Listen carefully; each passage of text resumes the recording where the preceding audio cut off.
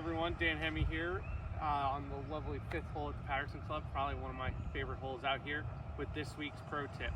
So something I kind of noticed when I'm driving around saying hi to everyone is, a little bit of course management on this hole. I see a lot of people hit maybe a little too much club when they're trying to lay up.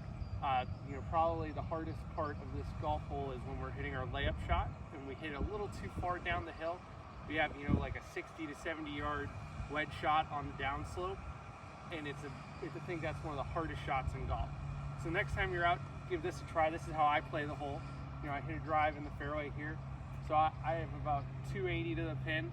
So I'm going to hit my 6-iron, which is my 180 club, will lay back to the 100, where I know from experience that's where probably the flattest area is. And I always like to pick that big tree out as my aiming point. That way, I'm hitting it far enough left and I'm kind of staying in the fairway. So I'm going to kind of line up here. That's target.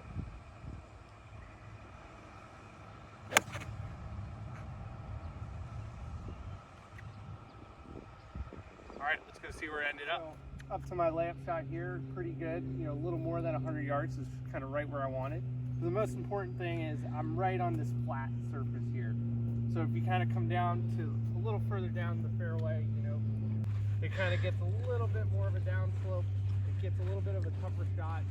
It's a shot that I think becomes extremely difficult for people who don't get to practice this area of their game a ton. Beautiful. And then we'll hit the shot.